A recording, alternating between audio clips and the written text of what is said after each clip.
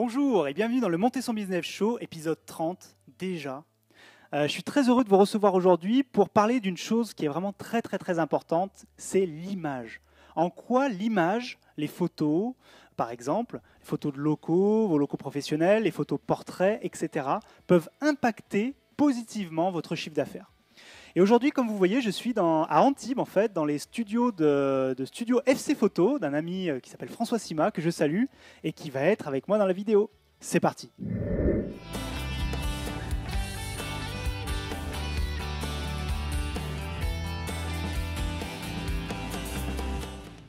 Bonjour et bienvenue dans le Monter son Business Show. Je suis en direct des studios de François Sima, qui est photographe professionnel et qui m'accueille aujourd'hui à Antibes. Merci François. Je t'en prie, bonjour Rémi, bonjour à tous. Voilà, aujourd'hui on va parler d'un sujet qui est très important, qui est ce qu'on appelle un petit peu l'image. En quoi l'image va pouvoir améliorer votre business, votre chiffre d'affaires. Et on va vous présenter 5 ou 6 points, et je vous invite, n'est-ce pas François, tout à fait, à attendre jusqu'à la fin de la vidéo, parce qu'on va vous faire une belle offre à la fin de la vidéo. Alors François, j'aimerais qu'on parle du premier sujet qui est vraiment important, c'est tout ce qui est lié au portrait de l'entrepreneur ou de son équipe. Qu'est-ce que tu peux nous dire là-dessus ? Bien, c'est la première image qu'on va souvent trouver sur les réseaux sociaux, les réseaux professionnels bien entendu, comme LinkedIn par exemple. Et il est vrai qu'une photo bien réussie, avec une belle expression, un côté avenant, etc., va attirer beaucoup plus la curiosité de la personne qui va visiter le profil en fin de compte.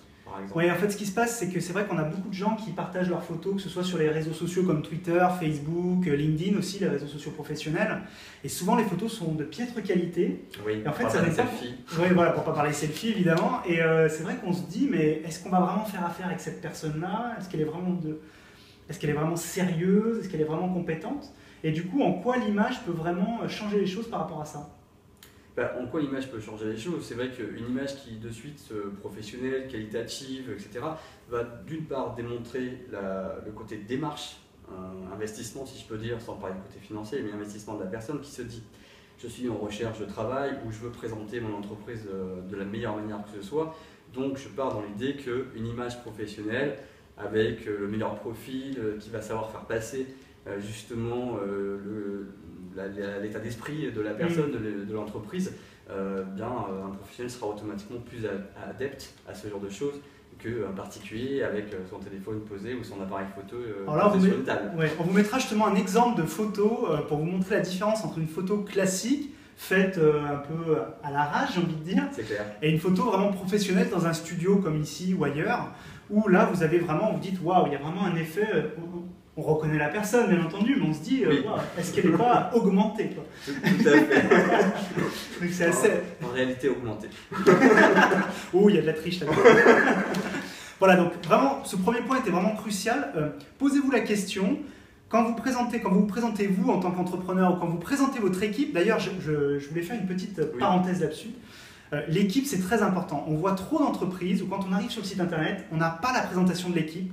On ne sait pas qui est derrière l'entreprise ou la création de services ou la vente de produits. Et je trouve ça scandaleux, peut-être pas scandaleux, peut-être un peu gros, mais en tout cas, je me pose souvent la question, mais qui est derrière cette boîte ? Tout à fait. Est-ce que ce sont de vrais humains quoi ? Tout à fait. Et en plus, je trouve qu'on a plus facilement tendance à appeler les personnes, à demander des informations, plutôt que s'il n'y a rien du tout. Il y a un côté sympathique, c'est vrai, quand il y a plusieurs sites concurrentiels, si on a le staff avec tiens, lui c'est le chef de projet, lui s'occupe de ça, tiens, je vais le contacter parce qu'il y aura tout de suite un côté humain. Je trouve que c'est beaucoup plus, même si on est sur le web, je trouve que c'est quand même beaucoup plus sympa d'avoir un côté humain justement sur de l'équipe et de se dire tiens, voilà. Je vous invite par exemple à aller voir, et on terminera là-dessus sur ce point, je vous invite à aller voir un site qui s'appelle istatu.com où ils ont mis en avant justement leur équipe et quand on survole les images, on a une petite animation rigolote qui fait qu'on est vraiment en connexion avec eux. Les images sont sublimes, ça vaut vraiment le coup.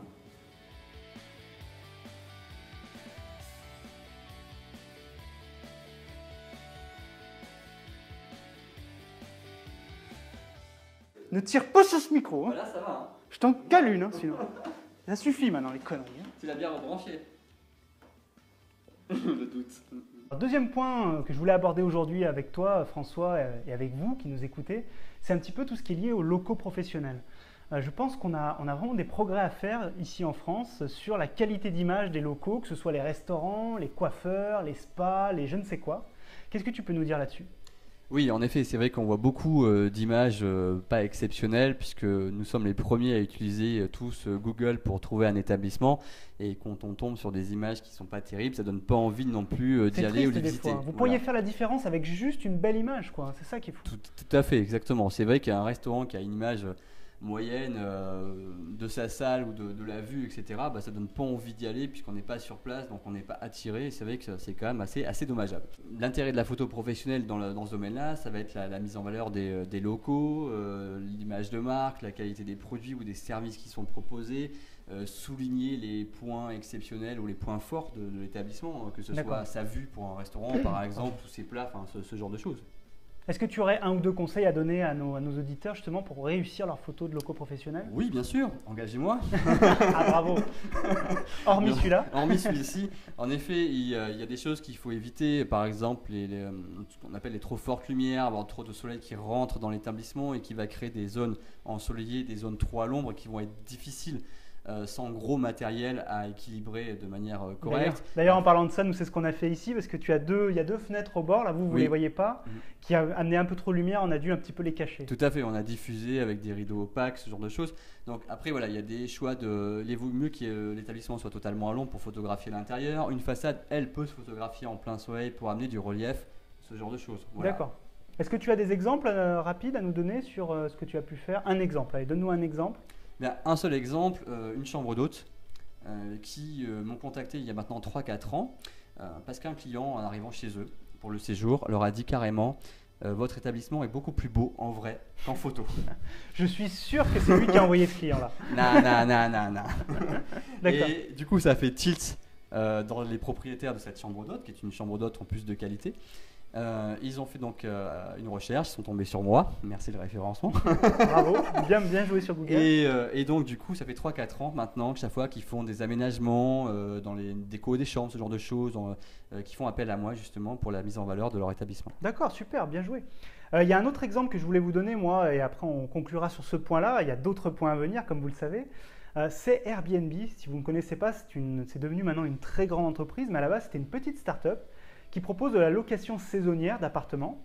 Et en fait, vous trouverez les chiffres sur Internet, mais ils ont fait une grosse augmentation de chiffre d'affaires le jour où ils ont proposé aux gens qui offrent leur appartement sur la plateforme de faire intervenir gratuitement à l'époque. Donc, c'est Airbnb qui paye d'ailleurs toujours les photographes professionnels pour intervenir.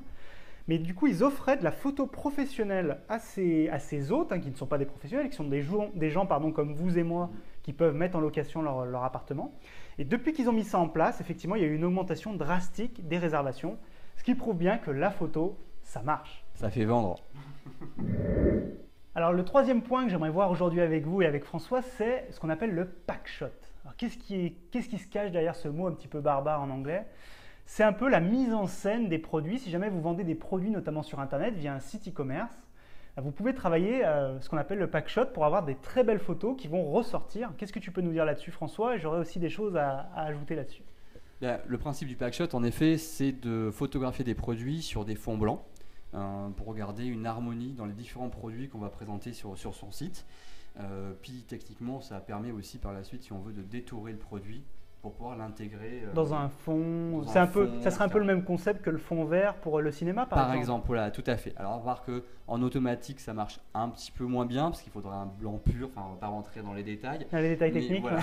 Mais c'est souvent un détourage manuel qui est fait, surtout sur des produits complexes, mais ça amène ce genre de choses. Le packshot, c'est bien parce que ça permet de présenter le produit sous différents angles. Parce qu'on ne le voit pas. Donc, si nous prendre que le cas de Zalando, par exemple, qui présente les chaussures sur différents angles, même la semelle, donc qui permet vraiment de ça voir donne envie parce que du coup, on se dit, voilà, je vais vraiment pouvoir. Parce que le problème qu'on a aussi dans le e-commerce aujourd'hui, il manque une chose cruciale, c'est de pouvoir toucher le produit. C'est vrai. Et du coup, pourquoi se développe la vidéo? Pourquoi se développe la 3D? Pourquoi se développe ce type de packshot photo sous tous les angles? C'est parce que ça fait vendre, tout simplement. Tout à fait, c'est pour remplacer le fait qu'on est dans la boutique, qu'on puisse regarder sous toutes les qu'on puisse formes, essayer, la qualité. On peut souvent d'ailleurs, ces images haute définition, on peut souvent zoomer pour voir le détail, sur la précision, les coutures, le cuir, enfin on reste sur le domaine des chaussures, enfin voilà, ce genre de choses. Est-ce qu'on est obligé de faire appel à un professionnel ou est-ce qu'on peut travailler déjà quelques packshots soi-même?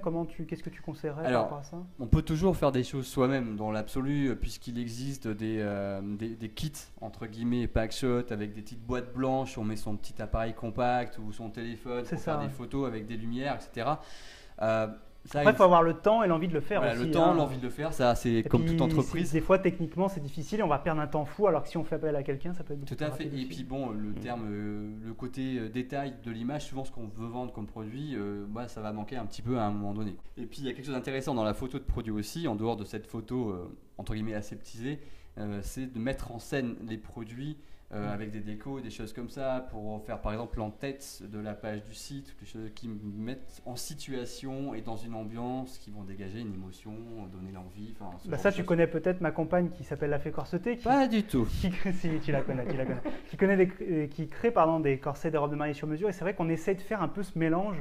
Parfois des photos très précises sur un détail de la création, voilà, littéralement technique, et parfois vraiment une image magnifique. Par exemple, je me rappelle, d'ailleurs on l'a en page d'accueil sur le site, une photo absolument sublime avec un fond ciel bleu, la mer, c'est dans le Var d'ailleurs ou en Provence, je ne sais plus. Et tu as ce couple de mariés, c'est magique quoi, la photo. Tout à fait, voilà, il y a vraiment toute l'émotion qui tourne autour de la robe, de l'événement, etc., qui est dégagé dans la photo. Donc, exactement. C'est sympa. Vous pouvez vous différencier par l'image. On voit trop de sites internet qui vendent des produits qui sont vendus également dans d'autres boutiques. Ce sont les mêmes photos qui sont utilisées. Et elles se demandent pourquoi elles ont les mêmes résultats. Mais c'est logique. Elles utilisent le même texte, souvent fourni par le fournisseur, qui n'est pas du tout un texte de vente ni un texte marketing. Deuxièmement, elles utilisent les photos fournies par le fournisseur, qui sont souvent moches et toutes les mêmes. Elles utilisent tout pareil, elles se disent mais pourquoi j'ai les mêmes résultats? Mais c'est logique. C'est ça le souci, c'est qu'à un moment donné on se différencie pas et pourquoi acheter chez l'un ou chez l'autre? Alors la seule différence qui va se faire, avec le prix. Exactement. Et le service peut-être, le service client derrière. Mais c'est dommage, vous pouvez vraiment vous différencier de manière importante sur les textes et sur l'image. Faites-le. Toi, faut préparer. Voilà, ça démarre. Putain, là ça va être bon. C'est le 4e point, c'est ça? Ouais. Là ça va être du bon. Ça, c'est la meilleure partie de la vidéo. Maman! Bon, François, écoute, maintenant, il va falloir quand même parler d'un sujet qui fâche. Le sujet qui fâche par rapport à la photographie. Honnêtement, est-ce que tu es capable de nous dire pourquoi un entrepreneur a besoin d'un photographe professionnel? Est-ce que c'est vraiment obligatoire? Et explique-nous pourquoi on n'a pas simplement la possibilité de prendre un bel appareil photo ou de prendre même un iPhone 6, qui a un super capteur apparemment, et faire les photos soi-même. Sois honnête. Vraiment honnête? Allez, vas-y, on t'écoute. Ne faites pas disparaître le métier. Ah, ça, c'est à vous de vous défendre. Ça, oui, exactement. Non, c'était une boutade. Non, sérieusement, il y a plein de choses. D'abord, la première chose, c'est qu'il y a une communication marketing des marques. On ne va pas les attaquer, mais leur but, Canon et Nikon. Voilà, par exemple, l'idée, c'est de vendre automatiquement. Et évidemment, plus il y a de millions de pixels dans les appareils, et meilleure est la qualité. Et c'est pas vrai du tout. Le nombre de pixels ne fait pas non plus la qualité de l'image, c'est un ensemble de choses. Il y a le temps que le capteur va jouer, mais la qualité des optiques, quand vous montez dessus, il y a des optiques à 200 €, il y a des optiques à 2500 € pour faire le même travail. Donc t'imagines bien qu'il va y avoir une différence au niveau de la qualité, etc. Donc déjà le choix de l'appareil. Le choix de l'appareil, exactement. Et après la personne qui est derrière, je suppose. La personne qui est derrière, parce que y a, comme tout métier artistique, tu as une grande partie technique qui s'apprend. Et ça, tout le monde est capable de l'apprendre, puisque moi je donne aussi des cours de temps en temps. Voilà. Ça, tout le monde est capable de l'apprendre. Et après, il y a toute la partie subjective, sans parler de côté artistique, mais il y a toute cette partie-là qui va être le choix. Si, on pourrait parler d'une sorte de direction artistique finalement. Oui, tout à fait. Voilà, quel est le meilleur angle du produit, par exemple, ou quelle est la meilleure ambiance à amener dans un établissement. Est-ce que l'expérience joue aussi beaucoup, je suppose? Oui, l'expérience joue parce que on s'est retrouvé à des cas de figure particuliers, des lumières difficiles à gérer, des dominantes de couleurs qui est dans un établissement. On a une ambiance trop rouge, enfin ce genre de choses. Qui fait un objet brillant, par exemple, où on voit tout dedans. Enfin voilà, il y a plein de cas de figure où évidemment l'expérience va faire la différence. Il y a le savoir-faire comme dans n'importe quel métier. Dans l'absolu, tout le monde peut faire du pain. Mais est-ce qu'il sera bon? Non, ça c'est une grande question. Personnellement, je suis pas sûr d'y arriver. C'est vrai que je te pose cette question un petit peu rentre dedans, etc., mais un peu polémique, parce que c'est vrai qu'aujourd'hui, moi je vois depuis des années, Tout le monde se dit photographe, j'ai l'impression. Tout à fait, tout à fait. Vraiment, Il y a des choses qui ont beaucoup évolué. Moi, ça fait longtemps que je fais de la photo. J'ai eu la chance de fêter les 10 ans cette année de ma boîte. En cours sur les 11, hein, bientôt maintenant. Mais c'est vrai qu'à une époque, un photographe amateur qui faisait de la photo pour son plaisir, il disait pas je suis photographe. Non. Maintenant, j'ai rien contre la photo amateur, j'en connais beaucoup, donc il n'y a pas de souci. Non, puis je pense que voilà. Mais voilà, c'est bien qu'il y ait des gens. Tout à fait, mais ils ne se disent pas je suis photographe. Et moi, ça m'arrive des fois, je rentre dans un établissement, j'aime la communication, donc je discute facilement. Ils disent ah, vous êtes photographe, mais c'est votre métier. Ça dit tout, non? Ça dit tout. D'accord. Oui, je fais 70 heures par semaine. Donc pour conclure, si on devait vraiment dire quelle est la vraie différence, qu'est-ce que tu dirais en une phrase? La vraie différence, c'est pas l'appareil qui fait la différence, même s'il y en a dans le matériel, mais ça va être le savoir-faire, l'expérience aussi des situations qui va faire la grosse différence. Pour donner une explication, c'est l'analyse de distance quand tu fais un focus. Non, en fait, c'est bon. Ouais, d'accord. Donc là, je suis à 3 mètres. Là, c'est bon. Tu vois, si je fais ça, je suis à la même distance toujours. Ouais. Tu vois. En revanche, si je fais ça, je suis plus à la même distance. Alors, je voulais parler d'un point crucial et c'est marrant parce que c'est un sujet où il y a beaucoup de débats sur le web aujourd'hui. J'ai encore débattu la semaine dernière là-dessus à ce sujet-là.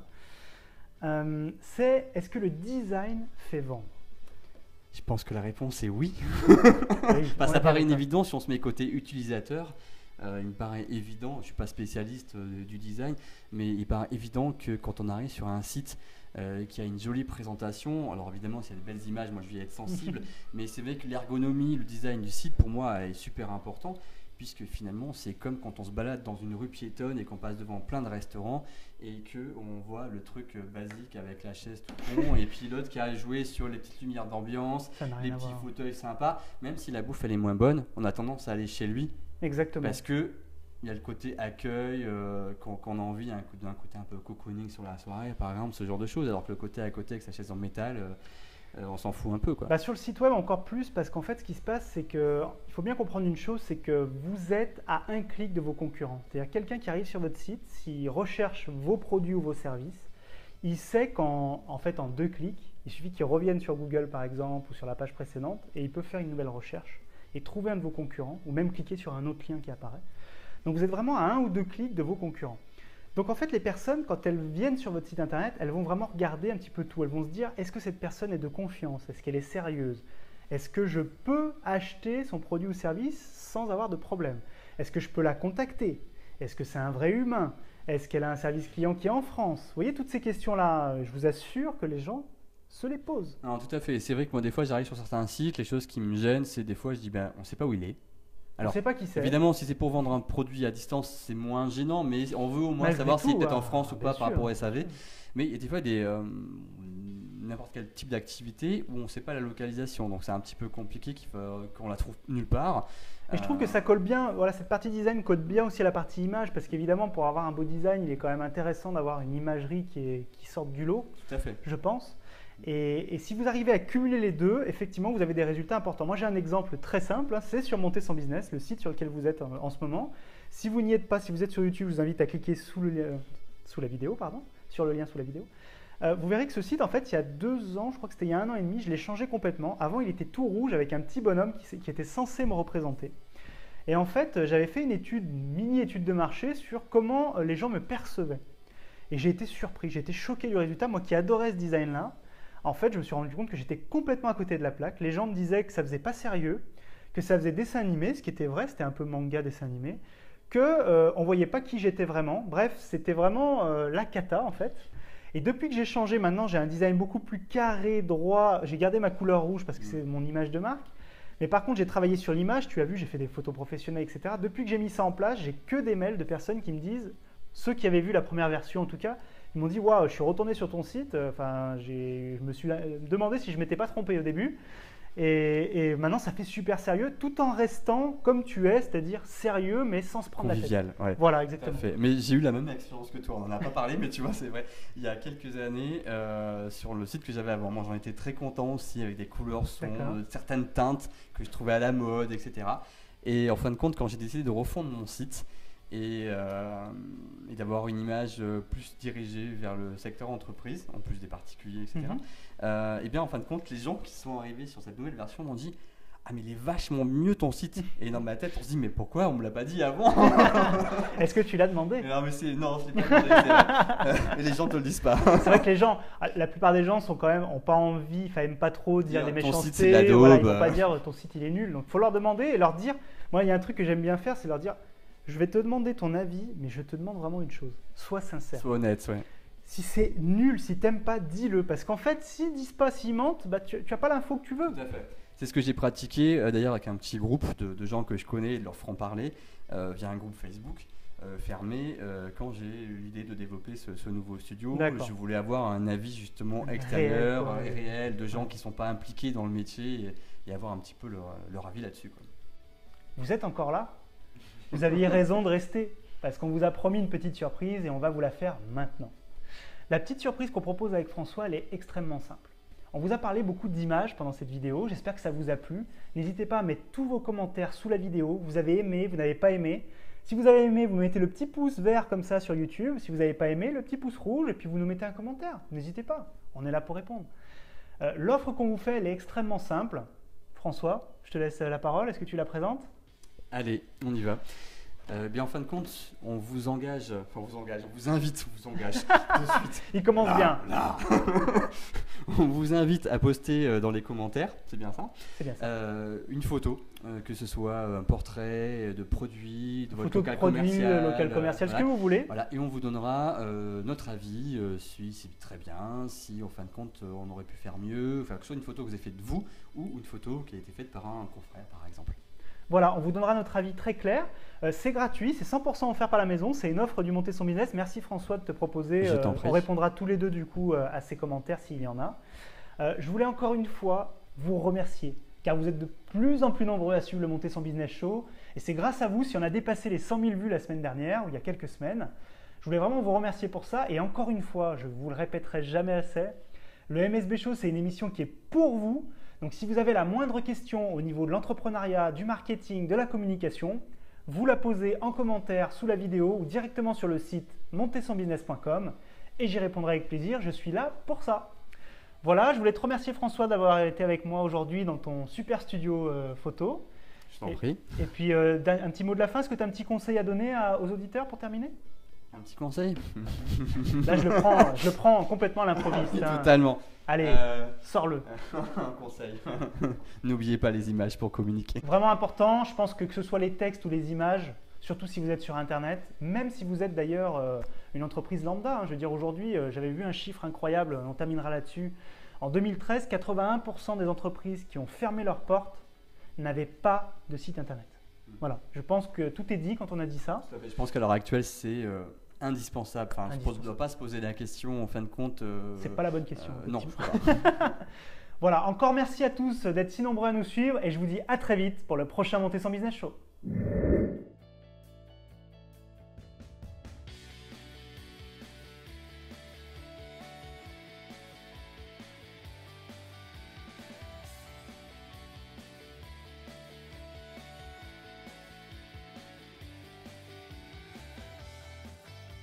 Salut François, est-ce que tu peux parler? Salut Rémi.